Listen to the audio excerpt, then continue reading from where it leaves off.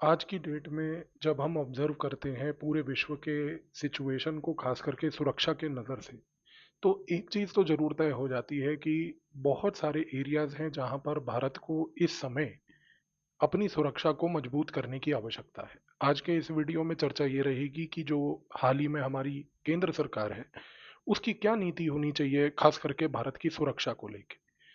सुरक्षा, आज जब हम बात करते हैं तो हमें 3 जगह पर खास अपना फोकस करना है। सबसे पहली चीज़ है कि हमारे लिए आज विश्व तौर पर स्ट्रैटेजिक चैलेंजेस हैं, ऑपरेशनल चैलेंजेस हैं और तीसरा टैक्टिकल चैलेंजेस हैं। ये तीनों चैलेंजेस क्या हैं, इनको कैसे टैकल करें, इसको आज समझाने के लिए मैं आपके लिए 5 उदाहरणों का प्रयोग करूँगा। सबसे पहली चीज़ ये है कि भारत को पावर प्रोजेक्शन की कैपेबिलिटी बनाने की आवश्यकता सबसे ज़रूरी है। पावर प्रोजेक्शन की कैपेबिलिटी का मतलब यहाँ पर ये हुआ कि जब हम बात करते हैं पूरे के पूरे विश्व तौर पर ओशनिक लेवल पर एक कैपेसिटी की, तो भारत को शक्ति प्रदर्शन करने की जो आवश्यकता है वो होगी दो तरीके से पूरी। एक, सबसे पहले सबमरीन्स का एक्विजिशन डेवलपमेंट करके, और दूसरा एयरक्राफ्ट कैरियर्स के थ्रू। अब सबसे बड़ी बात यह है कि एक मरीन लेवल पर, ओशनिक लेवल पर शक्ति प्रदर्शन की आवश्यकता भारत को क्यों है?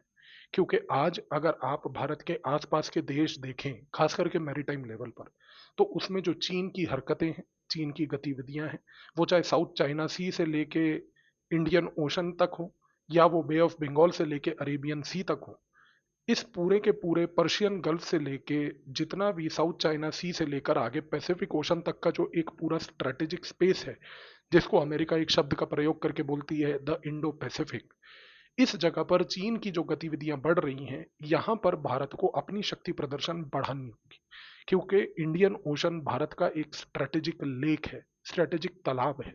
इस स्ट्रेटेजिक तालाब में यदि भारत ने शक्ति प्रदर्शन नहीं किया, तो चीन ये स्पेस को कैप्चर करेगा। और दो चीजें मैंने आपको बता दी कि भारत को शक्ति प्रदर्शन करने के लिए सबमरीन लेवल पर उसका एक्विजिशन और डेवलपमेंट बहुत फास्ट पेस करना होगा। और दूसरी सबसे बड़ी चीज कि भारत को एयरक्राफ्ट कैरियर्स के द्वारा अपने एयरक्राफ्ट कैरियर्स को हम इंडिजिनियसली भी मैन्युफैक्चर कर रहे हैं, उनका आज की डेट में शक्ति प्रदर्शन के तहत इंडियन ओशन में उनको घुमाना, ताकि इससे चीन को एक मैसेज जाए कि भारत अपने स्ट्रेटेजिक तालाब को छोड़ेगा नहीं आपके लिए।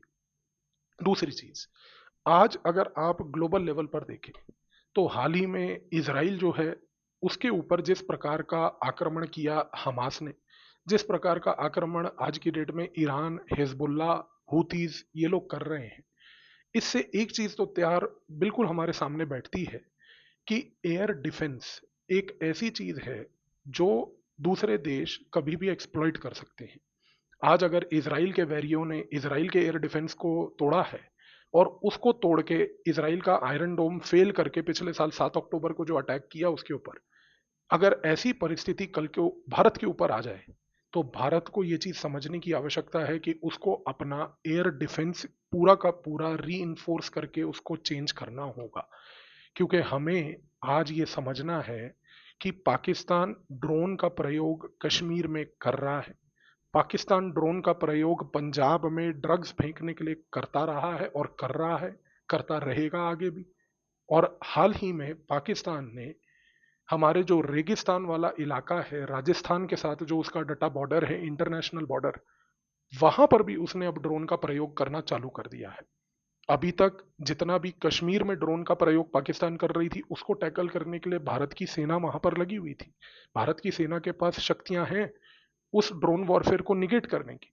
लेकिन चैलेंज को समझिए कि आज भारत की जो बीएसएफ बॉर्डर सिक्योरिटी फोर्स है, जो पंजाब के बॉर्डर पे है, राजस्थान के बॉर्डर पे है, ये नाकाम क्यों हो रही है ड्रोन्स को रोकने के लिए? क्योंकि इसके पास एंटी ड्रोन टेक्नोलॉजीज नहीं है। इससे सबसे बड़ा चैलेंज ये इमर्ज करता है कि आने वाले टाइम में हमें हमारी जो सेंट्रल आर्म्ड पुलिस फोर्सेस हैं, जैसे कि बीएसएफ है, इसको ये कैपेबिलिटी दिलवाने की आवश्यकता है। हमारे यहाँ पर एक central armed police force ITBP, Indo Tibetan border police भी है। कल को चीन ने लद्दाख के इलाके में अगर ड्रोन्स का प्रयोग करना चालू कर दिया सर्वे करने के लिए, तो उसके लिए भी आईटीबीपी को ट्रेन करना होगा। तो भारत को जो दूसरे लेवल पर अपनी चीज को मजबूत करना है वो है एयर डिफेंस। इसराइल का एग्जाम्पल हमारे सामने है, पाकिस्तान की हरकतें हमारे लिए उदाहरण हैं। भारत के लिए इस समय सरकार की सबसे बड़ी अगर रणनीति किसी चीज पर होनी चाहिए तो वो होनी चाहिए कि आर्म्ड फोर्सेस से लेकर सेंट्रल आर्म्ड पुलिस फोर्सेस तक हम किस तरीके से इस पूरे प्रोसेस को मैनेज करें कि हमारे यहाँ पर ड्रोन वॉरफेयर का कोई खतरा ना आए। तीसरे पॉइंट पर अगर चलें तो वो दूसरे पॉइंट से ही रिलेटेड है। आज भारत को एक इंटीग्रेटेड ड्रोन मिसाइल फोर्स बनाने की आवश्यकता है। सरकार को ये कदम बहुत जरूरी उठाना पड़ेगा, क्योंकि अब आप पिछले पॉइंट से अगर रिलेट करते हैं तो मैंने आपको बताया कि इंडियन आर्मी आज एंटी ड्रोन वॉरफेयर के टैक्टिक्स को जानती है, लेकिन इंडियन आर्मी ओवर कैपेसिटी के ऊपर काम कर रही है। इसका मतलब यह है कि इंडियन आर्मी ऑलरेडी अपनी कैपेसिटी के सरप्लस कैपेसिटी पे काम कर रही है, उसके पास चैलेंजेस कम नहीं है। इसी रीजन से एक स्पेशलाइज्ड फोर्स जो कि होगी भारत की इंडियन आर्मी की इंटीग्रेटेड ड्रोन मिसाइल फोर्स, ये भारत को एक फोर्स क्रिएट करने की आवश्यकता है। ये अगर फोर्स क्रिएट हो गई तो आप समझिए कि इस फोर्स में भारत की आर्मी से, नेवी से, एयरफोर्स से कंबाइंड लेवल पर लोग आएंगे। एक थिएटर कमांड टाइप का अप्रोच बनेगा। और अगर भारत की सरकार चाहे और अगर गृह मंत्रालय में और हमारे रक्षा मंत्रालय के बीच में एक अच्छा कोलैबोरेशन हो जाए, जिसके होने के चांसेस बहुत कम है क्योंकि दोनों अपनी अक्कड़ में और अपनी ही धुन में रहते हैं, लेकिन अगर एक अच्छा कोलैबोरेशन देश के हित में हो जाए और अपनी इन आपस की ये जो ब्यूरोक्रेसी की निटिग्रिटी है उससे ये दूर हो जाए, तो हमें central armed police forces, intelligence agencies को भी इस पूरी इंटीग्रेटेड ड्रोन मिसाइल फोर्स का पार्टनर बनाना चाहिए। क्योंकि अगर ऐसी चीज हुई तो ये एक स्पेशलाइज्ड फोर्स होगी जो कि एक low cost counter drone warfare activities भी पाकिस्तान से लेके, चाइना से लेके किसी भी भारत के नेबरहुड के ऐसे देश में जहां पर इस प्रकार की कोई गतिविधि का अंजाम हमारा कोई वैरी अगर देने की कोशिश करे तो उसको मुंह तोड़ जवाब देने की कैपेबिलिटी रखेगी। चौथा और सबसे महत्वपूर्ण पॉइंट यह है कि भारत की सरकार को इस समय हर हाल में रक्षा के लेवल पर, सुरक्षा के लेवल पर हमें अपने वेपन सिस्टम्स को कंप्लीटली अपग्रेड करने की आवश्यकता है। जब मैं वेपन सिस्टम्स को अपग्रेड करने की आवश्यकता बोलता हूं तो हमें सीखना है अमेरिका, रशिया और चीन से। ये तीन देश इस मोमेंट पे बहुत एडवांस्ड लेवल पर आर्टिफिशियल इंटेलिजेंस का प्रयोग वेपन सिस्टम्स में कर रहे हैं। भारत को अपने इन्हीं वेपन सिस्टम्स में एआई सॉफ्टवेयर्स को इनबिल्ट करना है। इसकी आवश्यकता क्यों है? इसकी आवश्यकता इस कारण से है क्योंकि अगर भारत ने मान लीजिए कि आर्टिफिशियल इंटेलिजेंस को इनकॉर्पोरेट नहीं किया तो इसका सबसे बड़ा खमियाजा ये होगा कि जो फोर्स, जो वैरी है, अगर वो आर्टिफिशियल इंटेलिजेंस का प्रयोग करता है तो वो वैरी के पास प्रिसिशन वॉर लड़ने की क्षमता होगी। आज आप एग्जिस्टिंग टूल्स एंड टेक्नोलॉजी से precision war, precision guided munitions war लड़ सकते हो, लेकिन आर्टिफिशियल इंटेलिजेंस के प्रयोग से वॉरफेयर में जो बदलाव आ रहे हैं, जिस प्रकार का एक error free kind of system ready हो रहा है, ये भारत की सरकार को यहां पर बनाने की आवश्यकता है। और ये पॉइंट को अगर आप ध्यान से समझें तो मैं पांचवें पॉइंट पर आऊंगा, और जो आखिरी पॉइंट है वो ये है कि भारत को एक आत्मनिर्भर डिफेंस अभियान चलाना पड़ेगा। इस आत्मनिर्भर डिफेंस अभियान में भारत को खास करके ना कि सिर्फ आर्टिफिशियल इंटेलिजेंस के सॉफ्टवेयर्स डेवलप करवा के उसको आर्म्ड फोर्सेस के अंदर इंटीग्रेट करवाने की आवश्यकता है, बल्कि भारत को आज की डेट में अपने आर्म्ड फोर्सेस के अंदर इंडस्ट्रीज को चैंपियन करने की आवश्यकता है। अब इस पॉइंट को समझिए कि आज अगर हम चीन की बात करते हैं तो उसके पास नोरिंको है, उसकी अपनी एक ऐसी कंपनी है जो विश्व तौर पर ग्लोबल की एक बहुत बड़ी आर्म्स सप्लायर है।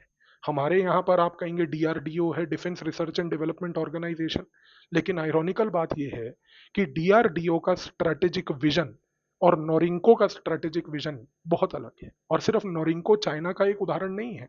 अगर आप अमेरिका के केस में देखें तो एंडविल, ये उसकी अपनी कंपनी है जो डिफेंस लेवल पर एक नेशनल चैंपियन है। अब डीआरडीओ में, एंडविल में और नोरिंको में क्या अंतर है? नोरिंको, एंडविल सिर्फ और सिर्फ डिफेंस एक्सपोर्ट्स की बात करते हैं।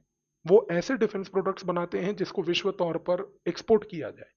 भारत की डीआरडीओ एक जगह पर वेपन बना रही है जिसका एक्सपोर्ट करेगी वो, दूसरी जगह पर आर्म्ड फोर्सेस के लिए वो टूथपेस्ट बना रही है, आर्म्ड फोर्सेस के लिए वो जूते बना रही है, उनके लिए मच्छर भगाने की क्रीमें बना रही है। क्या डीआरडीओ आज की डेट में डेंटल इम्प्लांट, टूथपेस्ट जैसी चीजें बनाकर साथ में कोई ऐसा काम कर पाएगी जिससे कि भारत के डिफेंस एक्सपोर्ट से एक अग्रेसिव लेवल पर नोरिंको और एंडविल को टक्कर देने की परिस्थिति में रहेंगे? कभी नहीं होगा ये काम।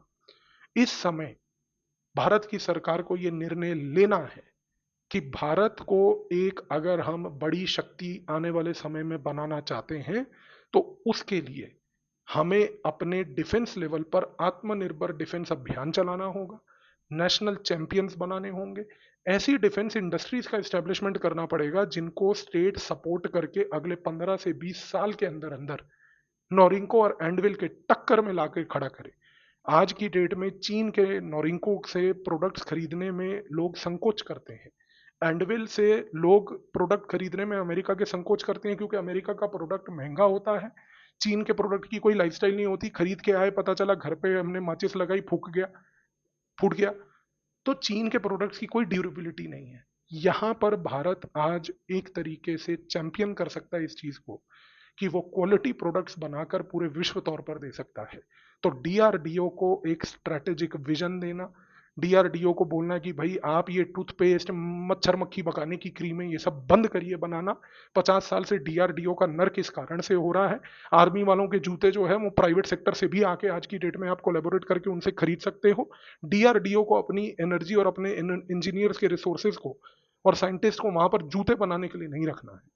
तो अगर भारत आज की डेट में इन 5 चीजों पे काम करे, पहला, अगर मैं वीडियो को पूरा रिकैप करूं कि पावर प्रोजेक्शन, शक्ति प्रदर्शन, दूसरा अपने वेपन सिस्टम्स का अपग्रेडेशन जिसमें आर्टिफिशियल इंटेलिजेंस का इन्फ्यूजन, तीसरा integrated guided drone missile force, चौथा एयर डिफेंस सिस्टम का अपग्रेडेशन और पांचवा आत्मनिर्भर डिफेंस अभियान।